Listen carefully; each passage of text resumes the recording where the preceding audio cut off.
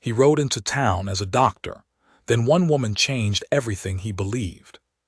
The bus pulled into Harlan on a gray Tuesday morning, and the first thing Elias Cole noticed was that nobody was waiting for him. He had expected something, a handshake maybe, a face from the county health board, even a sign taped to a window. But the parking lot outside the bus depot was empty except for a rusted pickup truck and a dog that lifted its head, looked at him, and went back to sleep. Elias stood there with a large black bag in one hand and a smaller carry case in the other, and the cold came off the mountains like it had a personal opinion about him being there. He was 41 years old. He had spent the last 12 years working trauma wards in Chicago, where the pace was so relentless that sometimes he went 3 days without sitting down for more than 20 minutes at a stretch. He knew how to make fast decisions in loud rooms. He knew how to hold steady when everything around him was falling apart. What he did not know, standing in that empty parking lot in eastern Kentucky, was whether any of that had prepared him for this. He had grown up 40 minutes east of Harlan, in a hollow so narrow the sun only touched its floor for about 2 hours each afternoon. His mother had worked at the school cafeteria. His father had worked the mines until his knees gave out, and after that had worked at not working, which turned out to be a harder job than the mines. Elias had been the kind of boy who read everything he could find and understood early that reading was the door out. He had gone through that door and kept walking for 20 years without looking back much. Now he was back. He told himself it was because the place needed a doctor. That was true. Harlan County had one of the highest rates of unmet medical need in the entire state. People were driving 45 minutes each way just to see a general practitioner, and many of them were not driving at all because they did not have cars. The county had been flagged as a health professional shortage area for years. The numbers were real. The need was real. But numbers were easy to care about from a distance. They sat cleanly on a page. They did not look at you with that particular combination of exhaustion and wariness that Elias remembered from his own childhood. The look that people get when they have been let down so many times that hope starts to feel like a trap. He picked up his bags and walked to the cab that was parked at the far end of the lot. The driver, a heavy-set man named Glenn who had one of those faces that seemed to have been carved out of the same stone as the mountains, drove him to the clinic without saying much. They passed a gas station, a dollar store, a small church with a hand-painted sign out front, and then several miles of road that curved along a creek bed lined with bare trees. The clinic was in a converted hardware store on Route 119. It had been retrofitted by a nonprofit 2 years earlier, and then sat largely unused because the doctor they had recruited had lasted 4 months before deciding that eastern Kentucky was not for her. The fluorescent lights worked. The examination tables were new. The linoleum floors were the color of old dishwater, and there was a smell in the back room that Elias could not immediately identify, but that reminded him of sawdust and iron. He spent the first afternoon unpacking.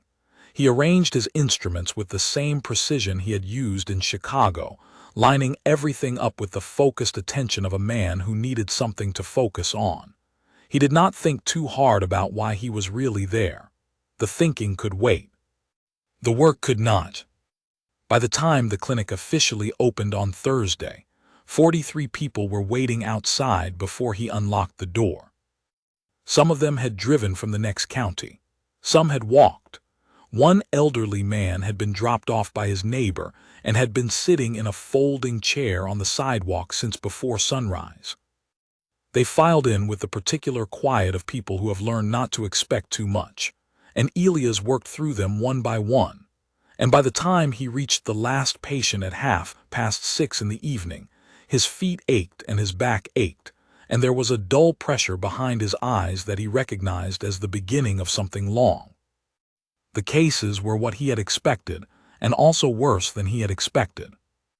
There were people carrying diagnoses from the early 90s that had never been properly followed up on. There were conditions that had been managed for years with remedies and workarounds, because proper treatment was either too expensive or too far away. There was a woman in her 50s with blood pressure numbers that made Elias very still for a moment. The way you go still when you understand that you are looking at something that has been building quietly for a long time, and that could have gone very differently if nobody had caught it. He drove back to the small house he was renting from a woman named Carol Pratt, who had left a casserole dish on the stove with a note that said "heat it up" and nothing else. He ate standing at the counter and looked out the window at the dark street and thought about the 43 people he had seen that day and the 400 or so he had not. He went to bed at 10 and was awake again at 4:30, not from any particular thought, but from a feeling he could not quite name, a low hum beneath everything, like a frequency he had not heard since he was a boy in that hollow where the sun only came for 2 hours a day. He was back in the place that had made him. He was not yet sure what that meant. The weeks that followed had their own rhythm. He opened at 8 and rarely closed before 6. He began to learn the geography of the county in the way a doctor learns it, not by roads but by patterns of illness, by which hollers had the most respiratory cases and which communities had the worst rates of untreated diabetes. He learned that the nearest pharmacy was a 20-minute drive, and that for many of his patients 20 minutes might as well be 2 hours depending on the day, the weather, the car, the gas money. He learned that trust moved slowly here and that the slowness was not stubbornness but arithmetic. People had reasons for their caution. The reasons had names and dates. He met people who remembered his father. That was unexpected. He had not thought about his father much since leaving, or had told himself he had not.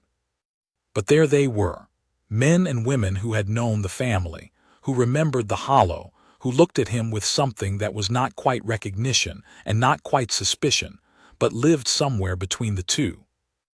One man, a retired miner named Harold, came in for a knee evaluation and spent most of the appointment asking Elias questions about Chicago, not medical questions, real questions. What did the city feel like? Was it loud? Did people there know about places like this one? Elias answered honestly, and Harold listened carefully, and at the end of the appointment Harold shook his hand and said, "Well, let's see how long you last," and walked out without meaning it as an insult. Elias stood there for a moment after the door closed. He understood exactly what Harold meant. There was a particular kind of person who came to places like Harlan with a plan to help, and the plan was always sincere, and it always had a time limit built into it that the person never announced out loud. The community had learned to wait for the time limit to arrive. They were generous with their patience. They had simply become accurate about how it usually went. Elias had told himself he was different. He had told himself he was back for good. He believed it when he said it. But he also knew that belief is easy in September, before the first winter, before the isolation sets in, before the distance between what you thought you came to do and what the work actually requires starts to reveal itself in the small hours of the morning when you are eating alone at a kitchen counter, and the casserole is gone, and you have no one to call. He kept working. He did not examine the belief too carefully. He focused on the patients, on the cases, on the next thing in front of him. And then one Friday in November, a woman named Dora Combs walked in. She sat down across from his desk and did not take off her coat. She had a cough she said she had been managing since August. She said this the way someone says they have been managing a neighbor who plays loud music, with a kind of resigned familiarity that suggests they have already accepted it as a permanent feature of their life. She answered his questions in the minimum number of words that still counted as answers. She was 63 years old. She had lived in the county her whole life. She had not seen a doctor in 4 years, not from avoidance but from the same arithmetic that governed everyone else here.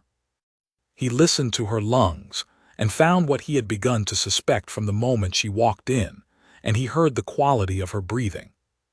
He asked her a few more questions, and she answered them in the same measured way, watching him with an attention that was neither friendly nor unfriendly, but simply precise. She was assessing him the way he was assessing her. He told her what he found. He explained what they needed to do, what medications he wanted to start her on, what he wanted to monitor.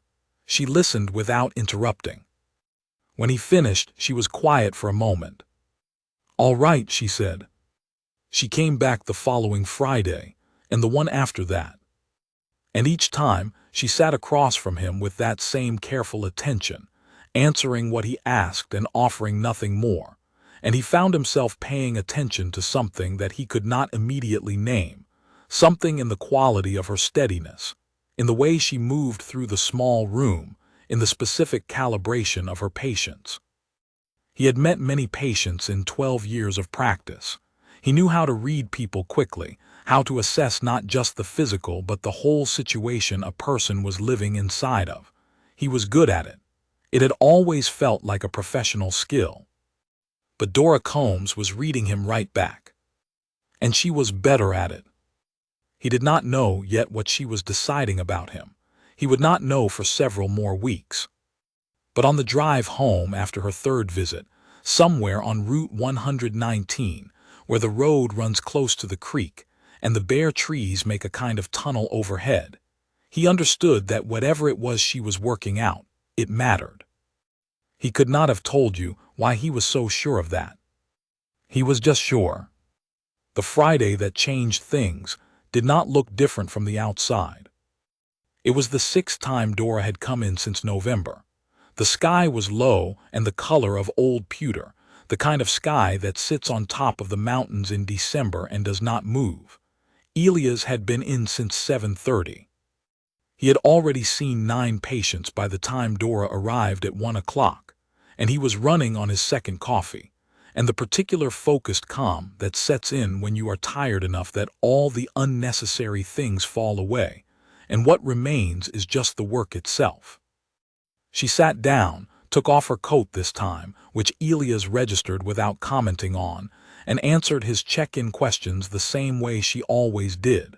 Her breathing had improved slightly since he had adjusted her medication the previous week. She was sleeping better. Her color was better. These were small things, but they were real things, and Elias felt them the way a person feels any evidence that something is working, with quiet satisfaction, and the understanding that quiet satisfaction is all you get in this business. There are no grand moments. There are only the small, steady accumulations of slightly better. He was finishing his notes when Dora spoke.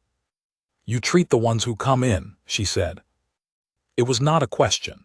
It was an observation delivered flatly, the way you might say the sky is gray today, meaning, I see you and I see what you are doing, and I also see what you are not doing. Elias looked up from his notes. "What about the ones who don't?" she said. He set down his pen. He looked at her. She was watching him with the same precise attention she always had, and he understood that this was not a casual comment. She had been holding it for several weeks. She had been waiting until she decided he was ready to hear it. "I can't treat people who don't come in," he said. It was technically true. He knew it was technically true the way you know something is a correct answer that is also a small surrender. He had thought about this already. He had thought about the numbers, about the 400 or more residents who had not been seen in years, about the distance and the roads and the cars they did not have. He had thought about it and had not yet figured out what to do with the thinking, and so the thinking had sat at the back of his mind, a door he kept passing without opening. Dora looked at him. She did not say anything. She had the kind of face that does its most significant work in silence. "I know," he said. He said it differently this time, not as a defense, as an acknowledgement. She nodded once slowly, the way a person nods when they have received the answer they were waiting for. She came back the following Friday and the one after that. She did not bring up the question again, and neither did he, but it lived in the room between them the way significant things do, quietly and with weight. He started asking questions in his own time. He talked to Glenn, the cab driver, who knew more about the county's geography than anyone. He talked to the pharmacist in the next town, a dry and efficient man named Paul Garrett who had been filling prescriptions for the county for 15 years, and who had, over those 15 years, developed a kind of parallel medical knowledge built entirely out of observation. Paul told him about the families he never heard from, about the stretches of road where you could drive for miles and see mailboxes, but no movement, about the way certain communities had closed in on themselves, not out of hostility, but out of the learned knowledge that the outside mostly came with conditions attached. Elias drove some of those roads on a Sunday afternoon, not with any plan, just to see. He drove up routes that Google Maps did not name, roads that were more like intentions than infrastructure, that wound up the sides of mountains and disappeared into tree lines and came out again in small flat clearings where houses sat with wood smoke rising from their chimneys. He did not stop anywhere. He just drove and looked and started to understand the geometry of it. The following Friday, Dora came in and sat down, and after the medical portion of the visit was finished, she reached into the large canvas bag she always carried and took out a notebook. It was a composition notebook, the kind you buy at the dollar store, black and white cover, worn soft at the edges from years of handling. She set it on the desk between them. "I have been keeping that for 11 years, she said. He picked it up. He opened it. The handwriting inside was small and careful and covered every page from edge to edge. There were names, addresses written out in full with landmarks and turn-by-turn directions because street numbers meant nothing on some of these roads. Beside each name there were notes, observations, dates, symptoms she had seen, things neighbors had mentioned. Her sister-in-law's persistent cough that had been going on since the spring. The older gentleman 3 hollers over who had stopped coming to church because he could not walk the distance anymore and whose family was worried about his breathing. A young mother whose headaches had been getting worse for months and who kept putting off doing anything about them because there were 2 small children and no one to watch them while she drove to a clinic 40 minutes away. He turned the pages slowly. There were hundreds of entries. The handwriting did not change. The care in it did not change. 11 years of a woman paying attention to the people around her and writing down what she saw because she understood, with the clear-eyed practicality of someone who has lived in a specific place for a long time, that if she did not write it down, nobody else would. He looked up at her. She was watching him with that precise, patient attention. "Now you know what I know," she said. He looked back down at the notebook. He turned another page. A family of 4 with 3 of the 4 members showing signs of the same respiratory issue. A man in his 70s who Dora believed had been living with unmanaged heart problems for at least 2 years based on what she described as the way he breathes after climbing any kind of slope. Notes in the margins, dates when she had checked in. Notes that said no change or slightly worse, or in a few cases, a single word that he recognized as the shorthand of someone who has watched someone deteriorate past the point of notes. Something shifted in him as he sat there. It was not a single clear feeling. It was several things arriving at the same time. Admiration, a kind of shame that was not self-pity but was honest, the recognition of something being handed to him that he had not earned. He had come to Harlan with his credentials and his bag and his 12 years and the clean narrative of a man returning to give back to the place that made him. He had held that narrative carefully. It was a good story. It was even mostly true. But the notebook was a different kind of story. Dora Combs had been doing something very like what he was trying to do, and she had been doing it for 11 years without a degree, without a clinic, without any of the things he had brought with him, using nothing except her own attention and her own time and the kind of sustained care for the people around her that does not make headlines because it does not look like anything from the outside except a woman who knows her neighbors. He closed the notebook carefully. "Can I borrow this?" he said. "You can keep it," she said. "I have another one started." Of course she did. He drove home that evening on Route 119, the creek running alongside him in the last gray light, and he thought about what it meant to show up somewhere believing you had something to give, and then finding out that the giving was already happening, had been happening, was going to keep happening whether you were there or not. He thought about the 43 people who had been waiting outside the clinic on his first morning, and he thought about the ones who had not been there, the ones in the notebook, the ones at the end of the unmapped roads. He had come back thinking the place needed him. He had been half right. It needed what he could do. It needed the clinic and the prescriptions and the diagnoses and the access to a system that Dora Combs could not access no matter how carefully she kept her notes. It needed that. He was not wrong to bring it. But it had not been waiting for him to save it.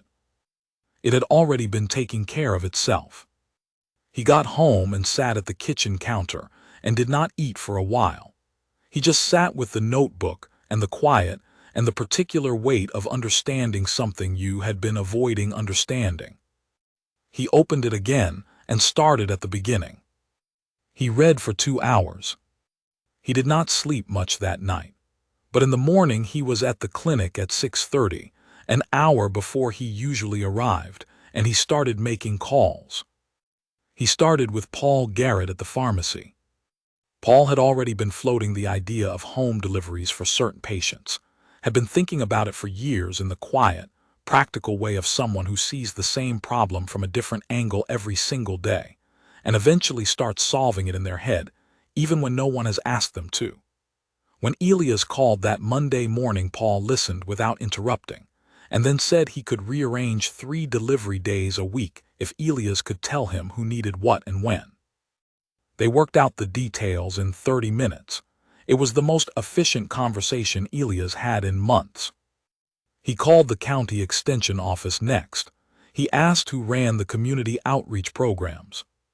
He was told there were not exactly programs in the formal sense, but that there was a woman named Helen Cross who had been coordinating volunteers for various community needs since before Elias had left for medical school, and that if he wanted anything done in the county at the community level, he should call Helen first and not waste time going around her. He called Helen. She answered on the second ring, already sounding like she had been expecting the call even though she could not have been. She had a voice like someone who has spent decades getting things done by being the most organized person in any room. She asked him a series of brisk, precise questions about what he was trying to do and why, and what resources he currently had. He answered each one honestly, including the parts where the honest answer was none, or I don't know yet. Helen was quiet for a moment after that. All right, she said. I have 6 volunteers who can drive. 2 of them have trucks. What days do you need coverage? That was how it started.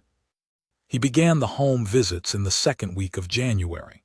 He put a donated car seat in the back of his Jeep, the second-hand Cherokee he had bought from a neighbor of Carol Pratt for $1,200, and he loaded a bag with what he could carry, and he started driving the roads in Dora's notebook. The first house he visited was at the end of a gravel road that forked 3 times before arriving at a clearing where a man named Albert Marsh, 74 years old, was sitting on his front porch in January, because he said the cold air helped him breathe easier than the inside of the house. Albert had not seen a doctor in 6 years. He had a condition that Elias identified within the first 5 minutes of listening to him, a condition that was serious but manageable with the right medication and the right monitoring, a condition that had been slowly worsening for the entire time. Albert had been sitting on porches and waiting for his breathing to get better on its own. Albert was polite and a little suspicious, and asked Elias 3 times whether there was going to be a bill. Elias said there would not be. Albert asked this a 4th time 2 days later when Elias came back with his prescription, and Elias told him again there would not be and handed him a written note saying so, which Albert folded carefully and put in his shirt pocket. The second visit was to the family Dora had noted in the notebook. 4 people in a house up a hollow that required Elias to park the Cherokee and walk the last 1/4 mile, because the road narrowed to something a vehicle could not safely navigate. The mother was a quiet woman named Ruth who had a look on her face that Elias recognized immediately and deeply, because he had seen that look on his own mother's face more than once. The look of someone who has been holding everything together for so long that the holding has become invisible to them. Just the normal state of things, the water they swim in. Ruth was not sick. Her husband was managing. 2 of her 3 children had the respiratory symptoms Dora had noted, and the third had something that concerned Elias more, a persistent low-grade fever and fatigue that had been going on for nearly a month. He spent 2 hours with the family. He came back 3 days later. He came back after that. By February, he was doing home visits 4 days a week. He kept the clinic open on the other days with help from a nurse practitioner named Clara Webb, who had driven down from Lexington for what she said was a 2-week trial, and was still there in April. Clara had a dry, decisive manner, and the ability to work in any condition without complaining, which was the specific skill most needed in a clinic with irregular heat and a supply delivery system that was optimistic at best. She and Elias worked well together with the efficiency of people who are too busy to have conflicts. He applied for grants in his spare time, which was mostly between 10 and midnight. He applied for a federal rural health grant and was rejected. He applied for a state program and was waitlisted. He found a private foundation in Cincinnati that funded rural Appalachian health initiatives and wrote them a letter that was 7 pages long and that he rewrote 4 times before sending. He heard back 3 weeks later. They wanted to schedule a call. Dora came in every Friday. She always brought something now. Once it was a list of updates to the notebook, names of people whose situations had changed or worsened. Once it was a jar of something she had made from her garden that Elias thanked her for, and that sat on his desk for a week before Carol Pratt told him what it was and how to use it. Once she brought him a letter she had been asked to write by a neighbor who did not write well. A letter requesting medical records from a hospital 2 counties over. He wrote it for her and did not make a thing of it. He and Dora did not talk much about anything beyond the practical. She reported what she saw. He acted on what she reported. It was a working relationship as efficient and unsentimental as anything Elias had been part of in Chicago, which surprised him a little, because he had not expected to find that kind of operational clarity out here. But occasionally, in the small spaces between the practical, something else moved through their conversations. She asked him once, in the middle of a routine check of her blood pressure, whether he had any family left in the county. He said his parents were both gone. He said it simply, the way you say something that is finished. She nodded. She looked at the cuff on her arm. She said, "Mine too," and that was all, and they both understood that the 2 words covered a very large amount of ground and that neither of them needed to walk across it out loud. He asked her once, carefully, what she had done when she found people in the notebook who were in serious trouble before he arrived, in the years when the hardware store was just a hardware store and there was no clinic on Route 119. She was quiet for a moment. "I drove whoever I could," she said. "I called whoever would come. I sat with whoever couldn't get anywhere." She paused. "And I wrote it down," she said, "so at least it was known." He thought about that answer for a long time afterward. The idea of writing something down so that it was known, even when you could not fix it, even when the knowing did not change the outcome. There was something in that which was not resignation. It was something more like witness. The decision to see clearly and record honestly what you see, even when no one is watching, even when the record goes nowhere, because the act of keeping the record is itself a form of insisting that these people matter. He had come back to Harlan with a bag full of tools and a plan to provide medical care to people who were not getting it.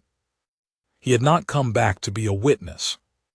But watching Dora Combs work, which is what he was doing, he understood that witnessing was not a lesser thing than fixing.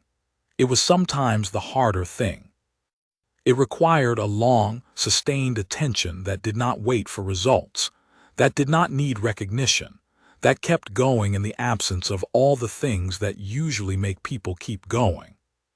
He was not sure he had that. He thought he might be learning it. He thought she was the one teaching it. The foundation in Cincinnati came through in March. Not everything he had asked for. 60% of it, which was, as the foundation's director explained on the call, considerably better than the average first-year award for a new rural initiative, which was apparently a compliment. Elias thanked him and got off the phone and sat in the parking lot of the clinic in the Cherokee and looked at the number on his notepad. It was enough to fund the home visit program for another year.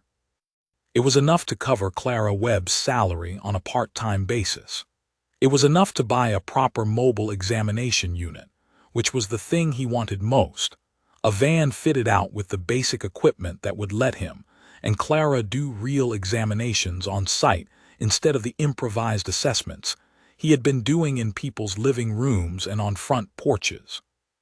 He called Clara first. She said good and went back to whatever she was doing. He called Helen Cross second. She had a list of volunteers ready for the expanded schedule before he finished explaining what the money would allow.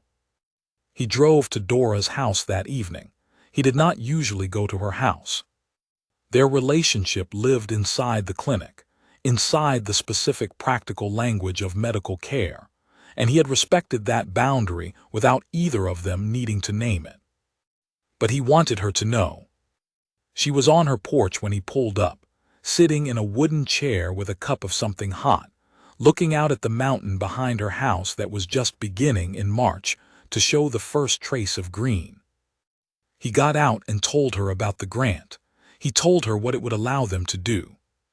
She listened. She looked at the mountain. Good, she said. He stood there for a moment. He was not sure what he had expected.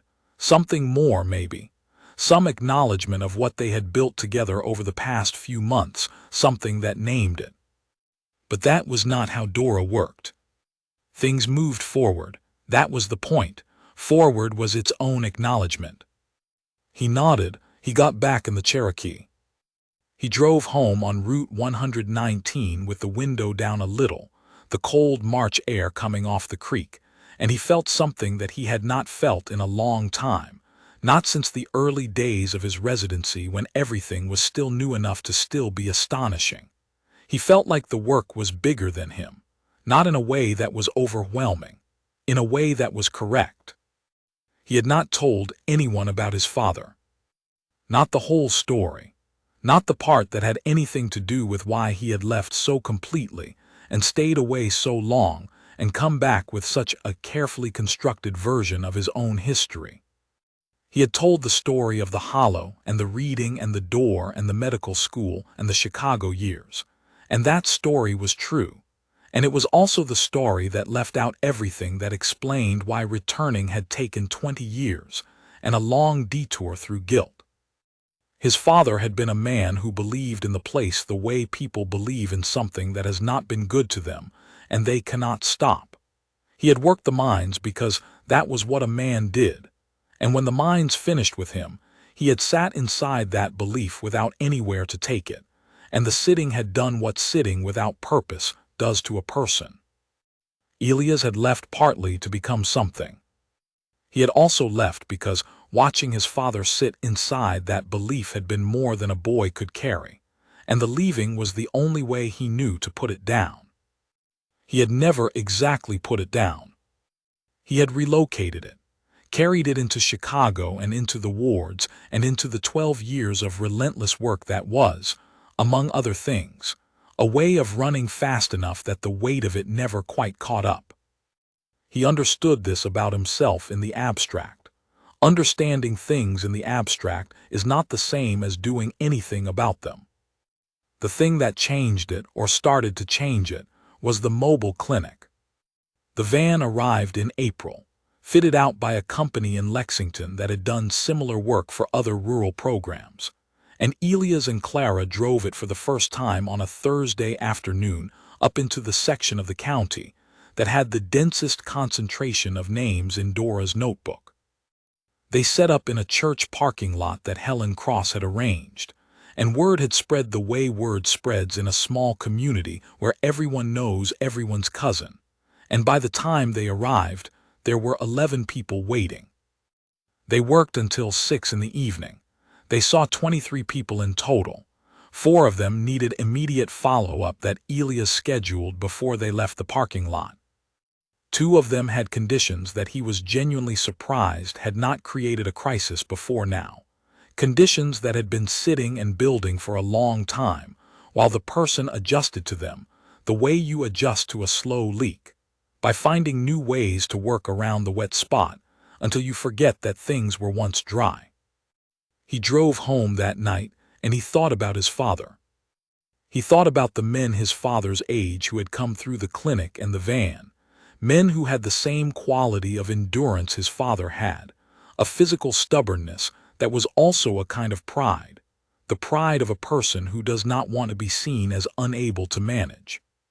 He thought about how long that pride had been the reason people did not seek help, not because they did not need it, but because needing it meant something to them that it did not mean to the person offering it. He thought about his father's knees, how long they had been wrong before his father said anything. How by the time he said anything the damage was past the point where it could be fully reversed. He sat at the kitchen counter where he had eaten so many solitary meals in the past 9 months, and he let himself think about it, the whole story, the parts he had relocated, and the parts he had smoothed out of the narrative he told about himself. He let it sit in the room with him without trying to resolve it or make it mean something clean. It did not become clean. It stayed complicated and painful, and his, which is what things are when you stop trying to carry them at a convenient distance. He did not sleep well. He got up at 5 and made coffee and sat with the notebook, Dora's original notebook, which he had kept on his desk since January. He opened it to a page in the middle, a page he had read a dozen times, the careful small handwriting, the specific names and the specific observations. A record of sustained attention maintained across 11 years without interruption. He thought about what it took to do that, to see clearly what was in front of you and write it down, not because it would immediately change anything, but because the people deserved to be seen, because the record itself was a form of insisting. He had come back to give something to this place. He had not understood until now what it meant to give without the giving being about you. He had been giving, yes. He had been working hard and doing good work, and the work was real. But underneath the work there had always been the story, the narrative of the man who came back, the doctor who returned to the place that made him, the arc of redemption that had himself at the center of it. Dora's notebook did not have an arc. It had entries, one after another, each one complete in itself, each one about someone else entirely. He had been practicing medicine. She had been practicing something he did not have an exact word for. He went to the clinic that morning and he worked through the day, and in the afternoon he called the nursing school in Lexington that Dora had mentioned once in passing, very much in passing, in the way she mentioned things that she was giving him the option to do something with or not. He introduced himself and explained what they were building in Harlan County and asked whether they had a rural health rotation program. They did not, but the department chair was interested and wanted to discuss it. He and the department chair talked for 40 minutes. By the end of the conversation, they had the outlines of something that would bring nursing students to the county on rotations, 6 weeks at a time, supervised by Clara, with Elias providing medical oversight and Dora, if she agreed, providing something that neither of them had a formal title for yet, but that both of them understood was the knowledge that made everything else work. He drove to Dora's that Friday after her visit. He sat with her on the porch and explained the conversation with the nursing school. She listened, she looked at the mountain. "Do they understand what they're coming into?" she said. "I told them," he said. She was quiet. "Did you tell them about the roads?" "I told them about the roads." She nodded slowly. "Tell them again," she said. "Tell them about the roads twice." He almost smiled. She saw it. She did not quite smile, but something in her face shifted, the precise fraction that is a smile in a person who has learned economy. "When do they start?" she said. "September," he said. "All right," she said. He drove home on Route 119. The mountain had come all the way into summer green, and the creek was running higher with the snowmelt, and the road was familiar now in the way that roads become familiar, the specific curve and lean of them, the place where the surface changes, the wide spot where two cars can pass each other if one of them pulls over a little. He knew this road now. He had not known it when he arrived. He thought that was something. Dora Combs died on a Wednesday morning in November 2021, in her own house, in her own bed, with her daughter on one side and her son-in-law on the other. Elias drove up the hollow road afterward in the Cherokee, which by now had 200,000 miles on it and a heat system that worked fine on all but the coldest mornings. He parked below the house and sat for a while. The mountain behind the house was bare again, the way it had been the first time he came up here, the November gray of it, the trees stripped back to their actual shapes. He had treated Dora for 2 years and 4 months. He had watched her condition move through its stages with the careful attention she had always given everything, managing it practically, not with bravery or stoicism in the theatrical sense, but with the flat, businesslike manner of someone who has made the necessary arrangements and does not need to discuss them further. She had continued to come in every Friday until the Fridays when she could not, and on those Fridays Elias came to her. She had handed him a second notebook in the summer of 2020, identical to the first, the handwriting the same, 3 years of continued entries on top of the 11 he had already read. He had read it the same way he had read the first one, at the kitchen counter, late at night, in the specific quiet that belongs to houses where one person lives alone, and the quiet is not emptiness but something else. The nursing rotation program had been running for 2 years by then. The first cohort of students had arrived in September 2019, 6 of them, young and prepared and not prepared enough for the roads, exactly as Dora had predicted. They had learned. Most of them had found the work clarifying in the way that hard, real work is clarifying, the way it strips out everything abstract and theoretical and leaves you with only what is actually in front of you. 2 of them had contacted Elias afterward about rural health careers. One of them had come back for a second rotation. The mobile clinic had logged 11,000 miles in its first 18 months. Helen Cross had recruited 14 regular volunteers for the transport program. Paul Garrett at the pharmacy had expanded his delivery network to 3 times a week. Clara Webb had stopped calling her arrangement in Harlan, a temporary situation sometime in the middle of year 2, and had started calling it her job. A policy researcher from a university in Nashville had contacted Elias in 2020 about the Community Health Mapping Project, Dora's notebook system, which Elias had expanded into a proper database with the help of a volunteer from a tech nonprofit who had read about what they were doing in a regional magazine article that Elias had not known was being written. The researcher was working on a paper about community-led health initiatives in rural Appalachia and wanted to understand how the mapping had started. Elias told her. He told her about the notebook. He told her about the 11 years before he arrived. He was specific and careful, and he made sure she understood that the methodology she was documenting had not begun with him. The paper was published in 2021. Dora Combs was listed as a co-contributor. Elias received a copy in the mail before Dora's death and brought it to her on a Friday.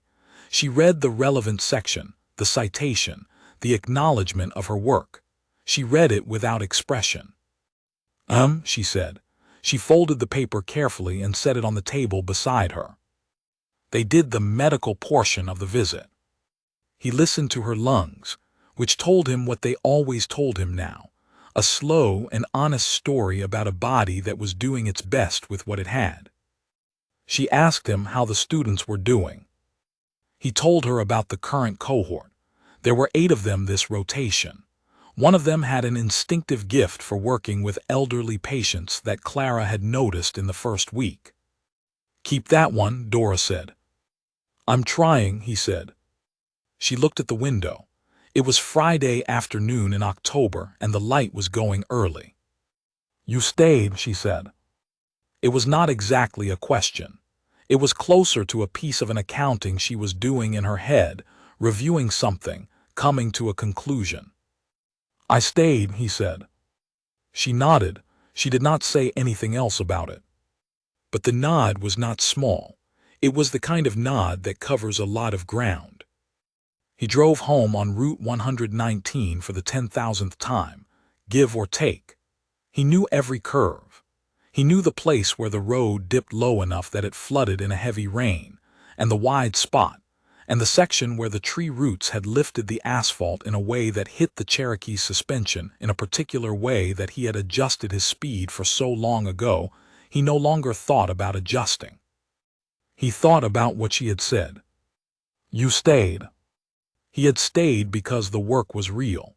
He had stayed because after the first winter, which was hard, and the second winter, which was harder in different ways, the staying had become the actual thing he was doing instead of the thing he was testing. He had stayed because the place had become known to him in the deep way places become known when you are present in them over time, not as a visitor making assessments, but as a person who lives in the particular weather and particular roads and particular rhythms of a thing. He had stayed because Clara was here and Helen was here and Paul at the pharmacy was here, and Albert Marsh, now 76, still sat on his porch in cold weather because the cold air was still preferable to the inside, though his breathing was measurably better and had been for 2 years. He had stayed because of the notebook. Not because of what it had given him to do, because of what it had shown him about how to do it. The way Dora had kept those entries was the way she did everything, with her attention fully on the person she was writing about and none of it on herself. No arc, no narrative of return, no story in which she was the one who came to give something, just the names and the dates and the observations and the sustained, uninterrupted insistence that these people mattered enough to be seen clearly. He had come back to Harlan carrying a story about himself. She had handed him a different way of working. He sat in the parking lot of the house he now owned, the house Carol Pratt had sold him at the end of his second year when she decided to move to her daughter's place in Virginia, and he looked at the mountain behind it, the same mountain he could see from his kitchen window, bare in November the way it always was, its real shape visible. He thought about his father. He did that less with pain now and more with something quieter, a kind of honest accounting. His father had believed in the place, and the place had not been able to hold him up the way belief requires. Elias had left that failure behind and carried it with him and called it something else for 20 years. Coming back had not resolved it. Nothing resolved things like that. But being in the place had changed the relationship to the failure, the way being somewhere in person changes what you know about it.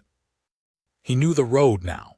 He knew the curve and the dip and the wide spot. He knew who lived at the end of the unmapped routes. He knew what they needed and he knew their names, and he knew which of them would accept help, and which needed Helen's volunteers to show up 3 times before the 3rd time counted. He had learned that from the notebook. He had learned it from watching a woman spend 11 years insisting that her neighbors were worth seeing. He went inside, he made coffee. He sat at the counter that had been the site of so many solitary late nights, and he opened the second notebook, and he added a new entry to the database on his laptop. A man named Charlie Blevins, who Clara had seen that morning, 69 years old, not visited a clinic in 8 years, living up a road that required parking and walking the last stretch. He wrote down the name. He wrote down the address with the directions and the landmarks. He wrote down what Clara had observed and what the next steps were.